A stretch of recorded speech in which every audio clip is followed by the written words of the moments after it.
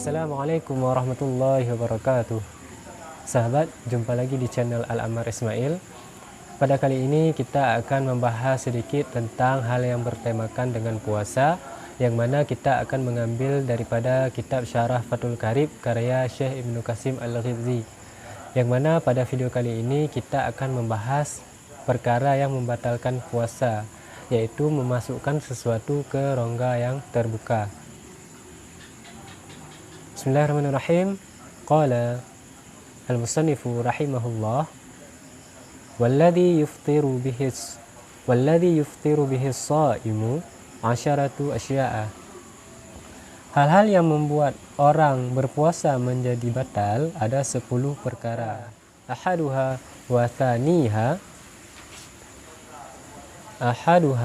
thaniha ma wasala amdan ilal jawfi al-munfatihi. Ma wasala amdan ilal jawfil munfatihi au ghairil munfatihi kal wusuli min ma'munatin ila ra'si. Yang pertama dan kedua adalah sesuatu yang masuk dengan sengaja ke dalam lubang badan yang terbuka atau tidak terbuka, seperti masuk ke dalam kepala dari luka yang tembus ke otak.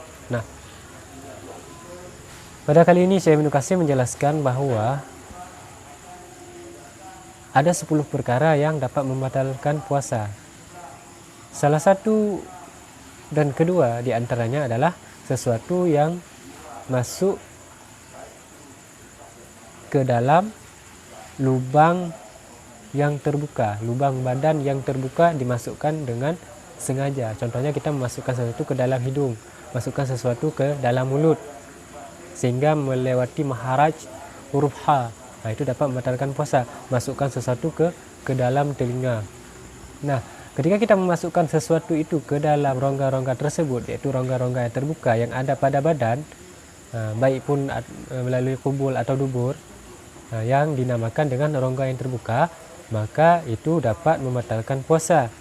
Ketika kita melakukannya itu dengan keadaan sengaja, mawasala amdan, sesuatu yang masuk ke dalam rongga amdan, hal keadaan sengaja.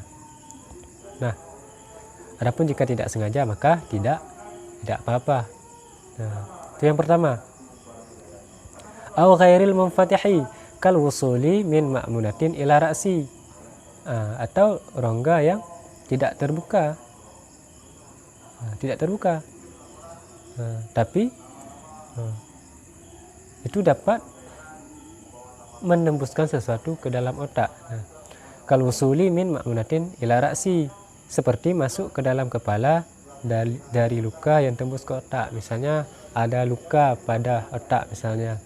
Itu tidak dalam kepala kita ada luka. Nah, ketika kita memasukkan sesuatu ke dalam bagian yang luka, itu bisa tembus ke dalam otak, walaupun itu bukan dikategorikan dalam lubang yang terbuka. Hal itu pun juga dapat membatalkan puasa. Misalnya kita ada sayatan di perut misalnya. Nah, ketika kita masukkan sesuatu, misalnya kita masukkan air tembus ke dalam perut, maka itu dapat membatalkan puasa. Nah, maka oleh karena itu Syekh melanjutkan dengan bahwa wal muradu imsakus shaimi an wusuli ainin ila ma yusama jawfan. Nah, ini dia baru jelas. Yang dikehendaki adalah seseorang yang berpuasa harus mencegah masuknya sesuatu ke dalam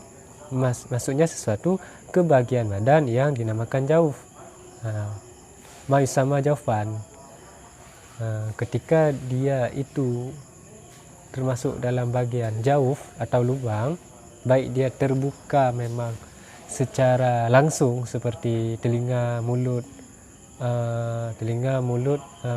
kubul, dubur, dan sebagainya, itu dapat membatalkan puasa. Ataupun bukan secara langsung, dia tidak dikategorikan ke rongga yang terbuka, tetapi dia dapat mengalirkan sesuatu atau melewatkan sesuatu ketika kita masukkan ke dalam sesuatu itu ke dalam anggota tubuh. Seperti contoh tadi, luka di kepala ada luka, ketika kita aliri air, masuk air itu ke dalam otak. Nah, itu harus dijaga agar tidak masuk ke dalam otak. Nah, ditutup nanti. Adapun di badan kita ada rongga-rongga yang terbuka karena kita sedang kena luka sayatan. Nah, luka sayatan itu menembus sampai ke dalam perut contohnya. Nah, maka kita itu harus tutup agar tidak masuk sesuatu ke dalam rongga yang terbuka itu, sehingga dapat menyebabkan puasa menjadi batal. Nah, menahan, seorang berpuasa harus menahan masuknya sesuatu ke bagian badan yang dinamakan jauf atau lubang. Nah, itu dia. Jadi yang membatalkan puasa salah satu dan keduanya adalah masukkan sesuatu secara sengaja ke dalam rongga yang terbuka atau rongga yang tidak terbuka, tetapi dia dapat meneruskan sesuatu ke dalam badan. Nah, itu dapat membatalkan puasa. Seperti tadi, luka tadi. Nah, karena yang harus dicegah oleh seseorang ketika puasa adalah termasuknya sesuatu ke dalam badan melalui rongga-rongga tersebut. Nah, itu dia. Baik, wallahu a'lam bishawab. Hanya ini yang dapat saya sampaikan pada video kali ini. Apabila ada pertanyaan, silahkan pada kolom komentar. Jika ada kesalahan, saya mohon maaf yang sebesar-besarnya. Wabillahi taufiq wal hidayah. Wassalamualaikum warahmatullahi wabarakatuh.